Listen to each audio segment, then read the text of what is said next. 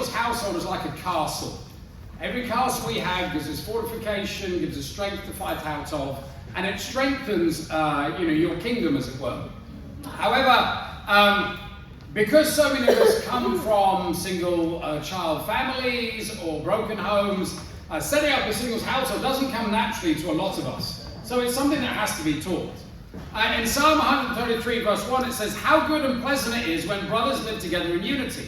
It is like precious oil poured down on the head, running down on the beard, running down on Aaron's beard, down upon the collar of his robes. It is the dew of Hermon were falling on Mount Zion. For there the Lord bestows his blessing, even life forevermore." So it's giving this concept that when everybody lives together in unity, man, God's blessing will come. So not having unity is a massive issue to God. All right, a massive issue. But it's something that needs to be taught. So a Christian household can be good and pleasant. And I've definitely been in a lot where we've just had, just hilarious fun. I still remember them. 110 Finchley Road in East Finchley. I can name them in just all these incredible times. But it can also be a bad and unpleasant place. It can be a spiritual home or like a backpacker's hostel of sin. It can be a place where the Lord bestows blessings. It can be used to bring eternal life to many. As people want to move in, because it's so much better where they live with non-Christians. It attracts people to becoming Christians as they join our family times and stay over. It can also be a place that makes people stumble. Stop people becoming Christians as they think, if I have to live with that lot, I don't want to become a Christian. It's too great a cost. It can also be a catalyst to people falling away. A great household produces fruit. A bad household produces fallers. That's just a fact. So we're going to address it. Come on. Gonna get point one, the practicals. Come on, bro. Set up your household well. Luke 14:28. Suppose one of you wants to build a tower. Will he not first sit down and estimate the cost to see if he has enough money to complete it? For if he lays the foundation and is not able to finish it, everyone who sees it will ridicule him, saying, "This fellow began to build and was not able to finish." So suppose one of you wants to set up a brother's household or a sister's household. First, you've got to sit down and look at the costs. You may need to revisit this cost again and again. I know that the rents have gone up and up, right? And you have to go, is it worth staying? Is it not worth staying? And it may be like, it's more expensive, but then you look at the market and you go, well, it's not as expensive as what's out there. Look at your finance. How much will it cost, including deposits? Do the occupants have jobs and savings to cover unemployment? That's a question you need to ask. Okay, can you afford to move in? No. Can you afford to move in and lose your job? That is the right question.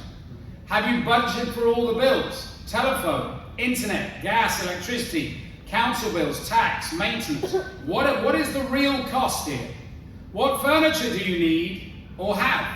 What will it cost to kit out the house? We are blessed in this country where you can kit it out for free. So I've been going around the brothers' houses and I went to Maryland and I went, that needs to go, we need a table here. Within 2 days we'd had a outside table with 6 chairs, a new couch, all for free.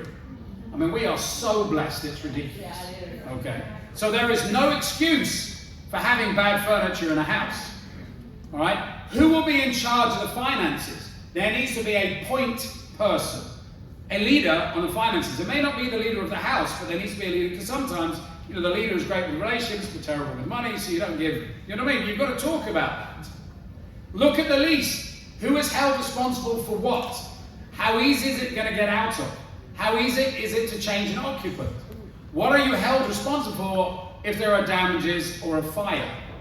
Okay, in other words, you think of the worst situation you can have. Now, just a note on this, we are a movement of God. So most people sign, contracts you need to live there for 2 years. That's not how we live. We can't keep sending out. So there's got to be some flexibility with that, okay? Even in your own hearts. Look at the character of your occupants. Are they reliable? Have they ever not paid rent before? If they haven't, don't ask them in. That's a fact. They need to earn the right. I want to see savings in that bank account. Do they have a reliable job? Are they spiritual? Well, he's so unspiritual, I want to move him in. Now, how about making them spiritual before they move in? Yeah. Do they have integrity? What is their visa status, and how does that affect others, and when? So obviously, people, I'm leaving to Hong Kong in 6 months. Okay, have we factored that in? Is that okay? Define roles and responsibility. Cleaning. There needs to be an expectation that our houses are immaculate. So Kerry and I, Kerry in this area, models our house and our staff meeting around a Bible talk. So when people come, the house is clean before they come. Now, as a brother, I think, why not wait till afterwards and clean? No. We learn from the sisters, it cleans before they come. I didn't see it be logical for me to let them mess it up and then clean it. But then we model, our food before staff. That models food at the Bible talk and has to be ready on time, etc. Then they come into the front room. So our staff meeting is a model for a Bible talk for them. Our house is never dirty, it never smells, it never anything like that. You must define the roles. Cleaning, okay? You need to even define what cleaning is. So I love Marin. I went round and he made me a cup of tea. And I went, this is funny. I'm an Englishman and I'm going to teach a Chinaman how to make a cup of tea. Because that was not a cup of tea. Okay, so he came to my house on Friday. He said, you need to teach me how to make a cup of tea. And I did. But he didn't make me a bad cup of tea because he hates me. He made a bad cup of tea because no one's ever taught it. So if somebody cleans a toilet and you go, did they clean it? Teach them review. You must teach them how to clean a toilet. Grocery shopping. Okay? Is it together? Is it separate? That can cause lots of fight. Who ate my cake? Who ate my... Okay. Whatever it is, you need to discuss what you can. Appoint someone in charge of money. Very important point. Never can a member of staff be the one that runs the money in the household. Ever. We do not touch money. We are not responsible for it. It leaves us open to accusation. So if you forgot your contribution, hey Joe, here's my contribution. I am not going to touch it. Nor should Matthew or Lan touch any of the money. Okay, because we need to be above reproach. So do not expect us. We can do a lot of the other things, right? Appoint a leader whose decision will be abided by in the cases of dispute. All right, so there are 4 of you. 2 sisters say this and 2 sisters that. Well, the vote goes, just like a family, to the house leader. Okay? Set up house rules. Everyone must be a Christian in the house. Occasionally, like Maggie's brother came for a couple of weeks, that's fine, obviously, okay. But get advice on that. But predominantly, everybody should be a Christian. You will be expected to follow Christian guidelines on sin. All right? Non-compromising. You don't go into your bedroom and just play on video games. You don't, all of that stuff. There's no pornography. Why find, Vikings on your Netflix? We are going to have a chat. Okay? That type of thing. If you leave God, you will be asked to leave.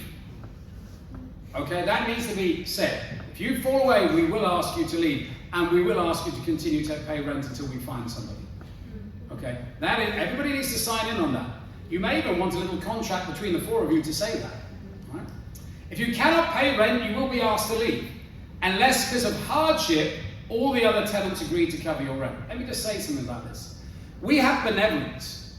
When a household decides to cover somebody's rent, all right, you've got to ask yourself, are you doing that because you don't want to burden the church? If so, fine.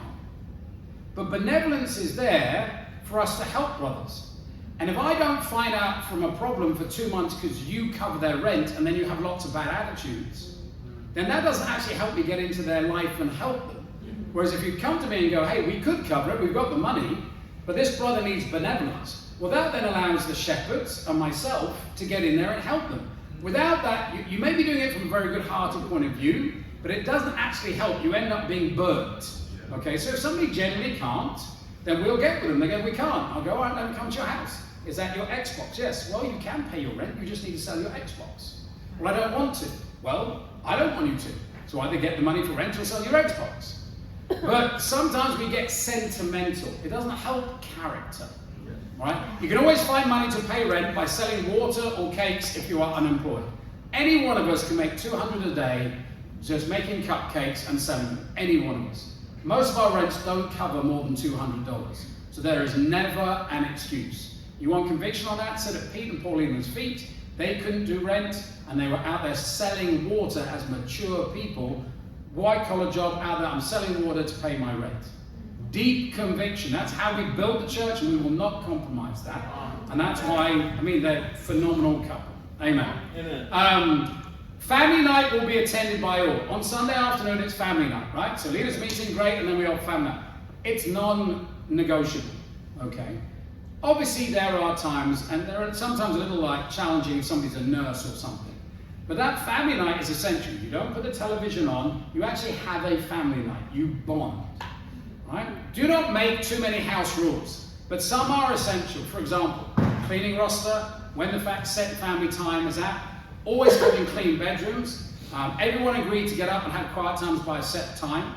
Maybe a household 10 commandments, okay, but they're not like the 10 commandments. 10 commandments need to be like, we will not worship TV after 10 p.m. to have a good quiet time. Do you know what I mean? They've got to be like sensible and not authoritarian, but some basic rules, you know.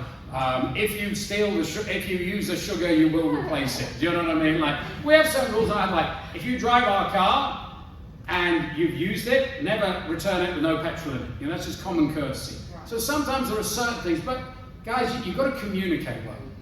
All right, point 2, the attitude to maintain your house well. Romans 12, verse 9. Love must be sincere. Hate what is evil, cling to what is good. Be devoted to one another in brotherly love. Honor one another above yourself. Never be lacking in zeal, but keep your spiritual fervor, serving the Lord. Be joyful in hope, patient in affliction, faithful in prayer. Share with God's people who are in need. Practice hospitality. So in that household, love must be sincere. It must be free of deceit, falseness, and hypocrisy. It should be a safe place where you talk about everything. There must be earnest and sincere apologies. You go, well, I want him to apologize. Be the first to apologize. In other words, to create unity, it's not necessarily about right and wrong. If Kerry goes, honey, you hurt me here, I go, you know, you deserve to be hurt. Am I talking about my household or your household? Okay, see what I'm saying? All right. Okay, and you go, honey, I'm really sorry. Or, honey, I'm upset because you said you'd pick me up. And I go, I didn't say that. Am I going to get in an argument and go, you know what, I'm really sorry. I'm just really sorry. If I didn't communicate it clearly enough, I'm really sorry. So when everybody is focused on unity rather than being right, you will get unity. All right? A sincere effort to always improve one's friendship. The first house I ever lived with, Phil Creed, I got together with the leader, Patrick Manley. I can still remember, 32 years ago. And Patrick said, Joe, I want you and Phil to become best friends. And Phil Creed looked at me and went, I will never be your friend. I remember that. And I went, is he a Christian? Okay. However, I then made it my decision to make Phil my best friend. He struggled with a lot of doctrine. He came from a very Catholic background from New Zealand and stuff like that. When he left a year later, I gave him my very first Bible. My very first Bible where you write all the notes and everything. I remember going for dinner with him and we'd become so close. I gave him my most precious possession and there were tears. Why? He didn't decide to become my best friend. I didn't care. It was my decision. I gave, you are going to become my best friend. And I still remember his name. Still. It can be a place where true friendships are formed. I mean, to be honest, when I look at the evangelists of the churches and the shepherd, they all live together. They have, fun times, hilarious times to talk about. The Coogee household, this household, the Redfern household. They all live together. If not, people in the house will see the Christian life as false and leave the kingdom. John 13:34, a new command I give you, love one another as I have loved you. So you must love one another. By this all men will know that you are my disciples if you love one another. People should be able to come into your house, and there's no sort of selfishness and, in your bedrooms. You should be downstairs in the front room. That's where the party happens. Okay? If there's someone in your house that you don't like, now there's a difference. You're allowed to not like somebody, but you've still got to love them. Does that make sense? In other words, if we come from backgrounds and we've been hurt by somebody, it takes overcoming. You've got to learn to fall in love with their strengths. Because it's not possible to love those that you don't like. I remember this guy, Paul Holloway, lived with me. He stank. Absolutely stank. He moved his clothes in, and they stank. So, and he had ingrown toenails and just low socioeconomic guy. Really great heart. Really great heart. I went, all right, I'm going to throw out all your clothes, half of your underwear, and I'll give you half of mine. Right? That's what I'm going to do. I have too many, that's pretty obvious. And all of a sudden, overnight, he didn't smell. I woke him up and said, time to get in the bathroom. Off you go, in the bathroom. Off you go. And I went, because he was brought up in a low socioeconomic household, all right, where his parents smoked, he lived upstairs, and nobody challenged him on any of his smells because it was a smelly house. So it was my role, having been brought up in a stable house, to be his older brother stroke father figure, not get attitudes with him. You know, you've got to learn to like people, so make them into the people that you like. You know, if you don't, either both you are in sin or one of you is in sin. Really easy to get self-righteous. I think some of us come from good families, and then we can get critical. Well, why aren't they like that? Would you rather come from a great family and be the one that helps somebody, or somebody that comes from a bad family? As for me, I'm glad that my parents brought me up in a great environment. It is our gift to help people learn social skills. Don't avoid issues. Get into them. All right? Proverbs 27:17 is, iron sharpens iron, so one man sharpens another. I mean, I try and use humor. So if somebody stole my favorite drink in the fridge, I'd go, fee, fo, fi, fum. I'm going to smell the blood of whoever stole my drink. You? I wouldn't get at it. I'd try and make it fun. Does that make sense? Who's seen my socks? Have they magically walked away? You know, it's like you can address issues without having to get angry at people. Okay. The good thing about doing it like that is if you suddenly find your socks are in your drawer, you don't look an idiot. Okay, which happens often, right? Okay. Hate what is evil, cling to what is good. What is a good home like? What is the difference between a home and a hostel? A non-Christian household and one Jesus would like to live in. I would hate to think of Jesus not wanting to live in your household. Because if he's not in your household, it's going to be pretty challenging. Well, let's go there. Smells. A home smells inviting and fresh. Never do I want to see outside the front door loads of shoes. No go. The most uninviting thing you can do. What about just inside the door? Still the most uninviting thing that you can do. I don't want to see your smelly shoes. The truth of it is, we use about 2 pairs of shoes most of the time. Okay? They can live in your bedroom. Okay? Well, in Chinese culture, we leave all our shoes outside the door. We're not in China. We're in Australia. So, if you don't want your Australian visitors to be put off, then put them in your bedroom. Okay? So, but you understand, like, shoes are the thing that stink the most. Okay?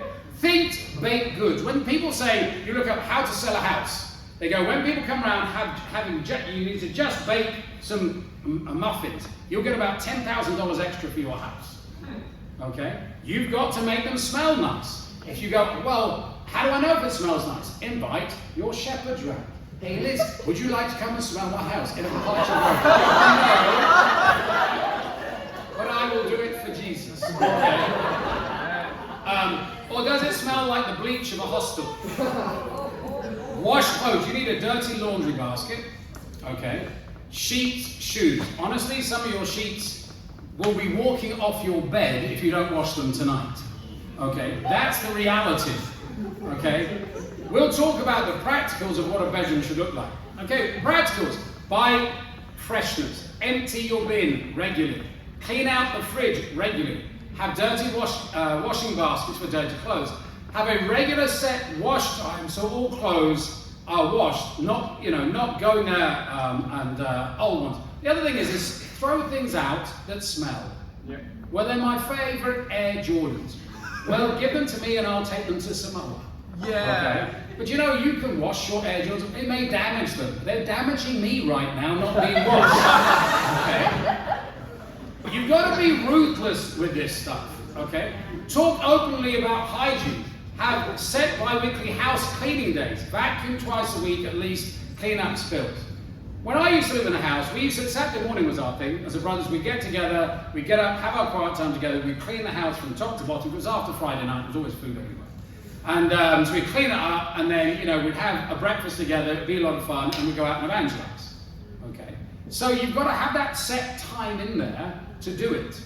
Appearance. A home is where someone wants to stay the night versus a hostel is a place where people want to move out of. Would your mum be comfortable staying at your house? If I said Linda is staying at your house, would you go, okay, no worries? If not, write out a list of why nots and address them. So I've been going around dealing with the brothers' houses. And so I asked Marin to clean up his house. And then I had staff there. And I said, okay, brothers, all go outside. And I want you to, from the bottom, come up and write out 20 things that you could improve in this house. And all the brothers went, and Jeremy went, only 20?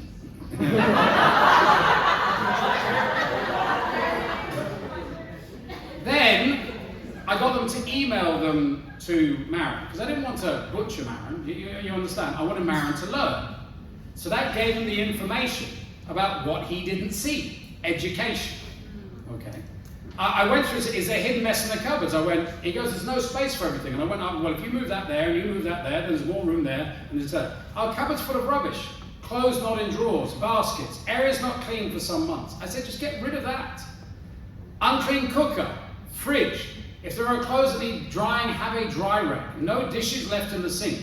Everyone should wash up after they cook and eat immediately. Always. Fix things as soon as they are broken. Godliness is next to cleanliness. You start to see the standards, right? Believe me, it would help your dating points, brothers, if a sister came in and saw a house like that. Okay. Note, if there is a ministry person who is being supported for free, so I really appreciate the church, like Lauren lives for free, okay, give them free board. It is full expectation, all right, for them to do the cleaning and to buy all the groceries. That's, in other words, here's the trade-off. Okay, you live here free, that's awesome.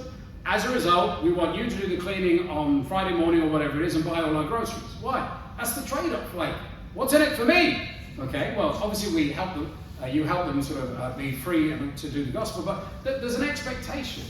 When I first set up a house where I did a house up and then had 3 people live with me that paid the rent and supported myself in the ministry, I did everything. Dinner was on the table, everything was clean, I did all their laundry, I did everything.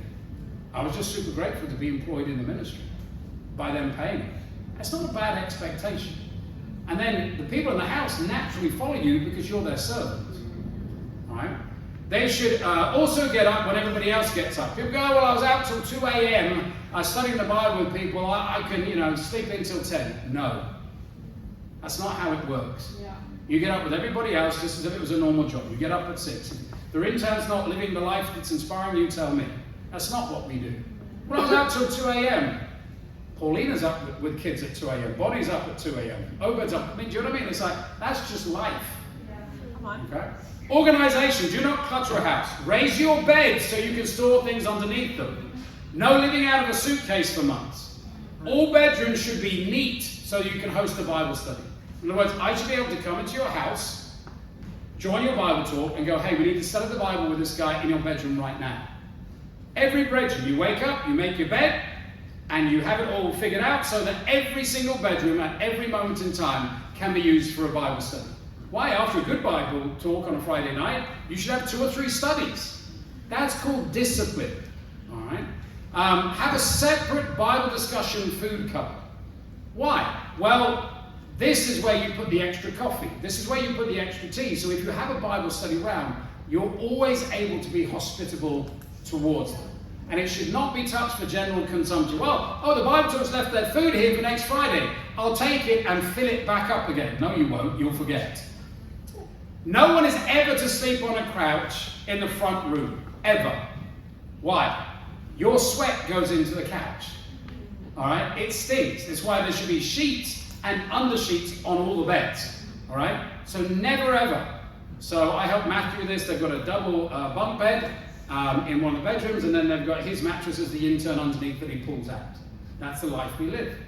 If you think it's too small, go and live in Hong Kong as a missionary. Yes. The bedroom you have with 2 of you in Hong Kong fits about 10. Okay. Oh, yeah. All right.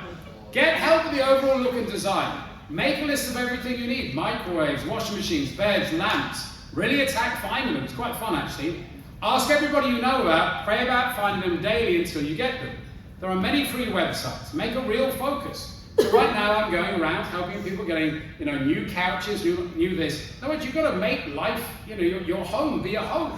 And I'm like, well, that's a nice couch, but it's got a couple of stains on it.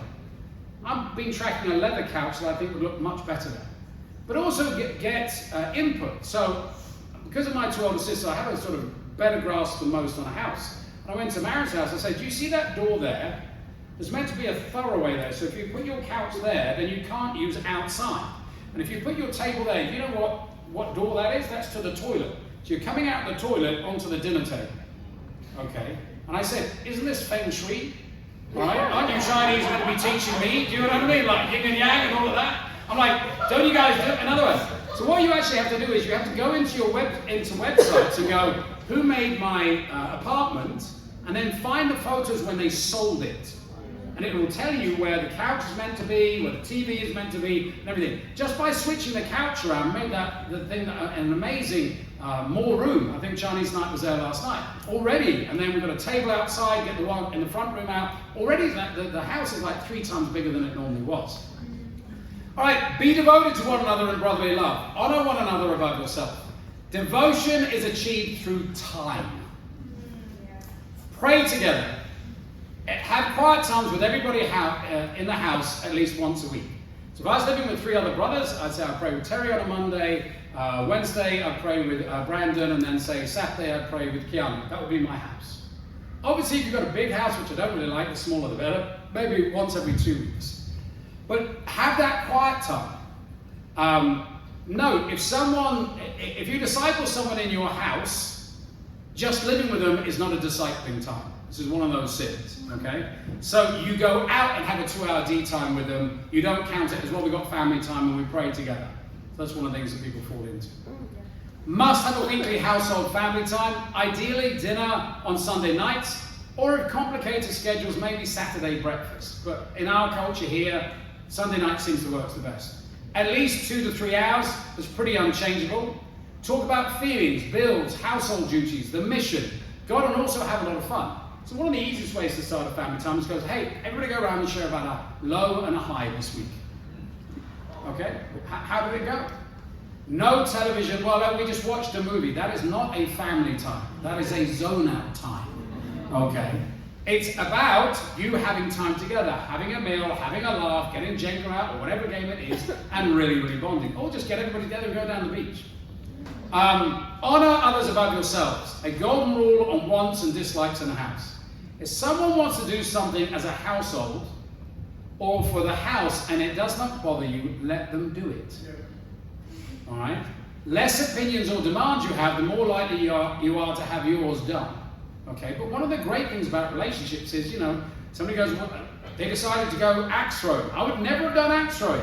I didn't think I'd enjoy it. Well, actually, I really enjoy it. I want to do it again. So that's part of the growing experience.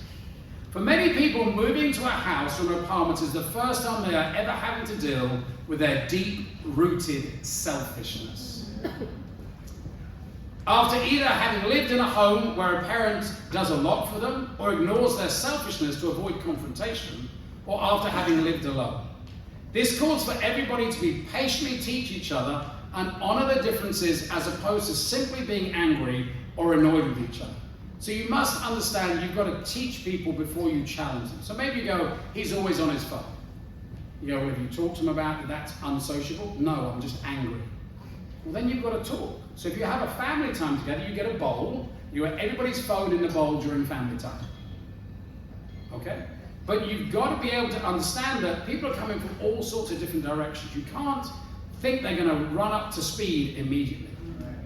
Never be lacking in zeal, but keep your spiritual fervor serving the Lord. To keep spiritual fervor and zeal, which leads to serving God, there must be peace in a household. There can be no unresolved issues. We have plenty of shepherds to help you. There should never be any walking on eggshells, no white elephants in the room. So Matthew 5:23, therefore if you're offering your gift at the altar, and there remember that your brothers or sisters have something against you, leave your gift there in front of the altar, first go and be reconciled to them, then come and offer your gift. There should be harmony in a home. It should be the place that you love to be. Ephesians 4:26, in your anger do not sin. Do not let the sun go down while you are still angry. So you go, well, what if I come home and I was looking forward to my favourite muffin, all right? And it's a long day and I've gone in the fridge and it's gone. You know what? Go down Coles and buy 6 and put them in the fridge. Pat yourself on the back and go, well done, victory for God. Sometimes you can't speak to somebody, but you can resolve your anger before you go to bed. Yeah. Do not wait for a leader or the leader of the household to resolve things. You are a Christian. Get in there and obey the scripture. There must be a head of a household, ideally the most spiritual person. Without a head, there can be no final direction when matters of opinion come. No, if the head of the household is in the ministry, they should not be doing or handling the finances. All right, be joyful in hope, patient in affliction, faithful in prayer. Do fun things together. Your house should be a place of joy. I have to say, every church I've ever led, I've always said, guys, you need to have more fun. I don't know what it is about it. People are lazy. You live boring lives. Honestly, I mean, we used to, I don't know how much I can really share about some of the households, but we used to have this couch, and it was like 2 bits of foam that you pull out, we sleep on it. If you ended up sleeping in the front room, we would make a hot dog of you and sit on you for an hour while we read our Bible. I mean, it was just like, no, wait, hot dog. He was a hot dog this week. If you left the bathroom door open, we would come in, throw cold water over you. I mean, it was a gag house, honestly. Like, we put things in your bed. I mean, I don't know. I mean, maybe I'm English, but I mean, it was just a lot of fun. And everybody loved it. It was laughter. It was like, somebody would have a Bible talk. We'd steal their notes before Bible talk. I haven't seen them. I haven't seen them. I don't know. We'd have so much fun. I'm leading you down a bad path here. Okay. But what I'm saying is, guys, be spiritual and have a lot of fun. A household should be full of laughs. If you're in a home or a church and there's not a lot of laughter, there is a problem. You have become religious. Share with God's people who are in need. Sharing is great. If you have more, give to more. However, do not let any member of a household become a leech. Never facilitate other disciples' sin. If someone does not work or is making a job out of looking for work Monday to Friday 9 to 5, they don't eat. That is the rule. There is no compromise. If you are unemployed and not earning money, you don't eat. 2 Thessalonians 3, for even when we were with you, we gave you this rule: if a man will not work, he shall not eat. Make cookies and get out there and sell them. No lending of money ever. This is a big one. Ever. You never lend money in the church. Never. If you cannot afford to give someone the money, do not lend it. You are not a bank, and if their bank will not lend you money, it's because they don't think that they will pay it back. Be humble towards their bank. Take that bank's advice. Luke 6:35, but love your enemies, do good to them, and lend to them without expecting to get anything back. If you give it, it is gone. It is no longer yours. So if you're generous, amen, God will bless you. But never lend expecting back, ever. Don't go, well, I gave this brother money and I can't give special contribution until I get it back. No, that money has gone. We have a church benevolent for those who really need it. And finally, practice hospitality, what we love to do. Households should be used for Bible talks, church events, and dates. Bible studies must be easy to have there. Yes, your bedroom always needs to be ready to have a Bible study done. Even for children's ministry. So as we get more and more family, it's Sunday church or Bible talk, and the bedroom is for, okay, then you'll start to lock your drawers and clean them up. When the kids go in there, oh, what's this? Okay. So you've got to make sure every room is usable. Sleepovers. Always have clean bedding, sleeping bags, mattress and towels available. I think a sleeping bag from Target is like $14. There should always be 2 in every house. So if a brother does stay over, it's not his sweat on the couch. Okay, it's in the sleeping bag on the floor. All right. Learn to cook. You don't have to be professional, but get someone to teach you 7 basic meals. So when the mission team first started, I'd have cooking classes on Sunday night with the brothers. And because they didn't know how to cook, because in LA, it's cheaper to go out and buy your food. It's fun. Ask King to come round. Hey King, this Sunday we are going to ask you, celebrity chef, come round and we'll buy the food. Okay, but there's so many resources, all right? Organized to learn how to cook from a date once a month, have a guest chef. So in conclusion, there's a lot here. Yeah, there is always a lot to a good home. Yeah. Kerry runs a very ship-shape home, but she works very hard at keeping it that way. Okay, you go over to Len and Kira's, honestly, like that restaurant. I went over there for lunch, and there was a bottle of champagne lunch, and like Len came out from his bedroom, and there we and Kira's like, I'm just off with the kids, and you men, folk, you talk. It's like this bottle of champagne. I'm like, what do you mean a bottle of champagne for? It just looks nice. It just looks nice. But that's what it should be like. I'm talking about this was what, 2 years ago, and I still want to come back, Kira, wherever you are. Okay, right. But that's how it should be. So, setting up a singles household and maintaining it, the practicals. This should be a study you should master and get out regularly. Point 2, the attitude to maintain your household well. A person who has learned how to lead a household of singles is on their way to having a great marriage. Better to work through these issues before you are married. It will save you from many troubles in marriage. It may also help you attract a spouse. It will help you get married, as anyone who wants to date someone wants to date someone who is an attractive single. So see it as a place, a honeypot. It should be marriage should go, come around my house. Come to a date to my house. You can go to Keanu's afterwards. You'll understand the difference. But that's how it should be. Wouldn't it be great to have a little bit of competition, like who has the best house because they're so awesome? So, why am I teaching this? Well, we're going to start having staff meetings at all the houses. We're going to come around. Come on now, okay. So that we can take that, because it's part of converting people, guys, okay? And let's get in our groups and have a great time of sharing about what we need.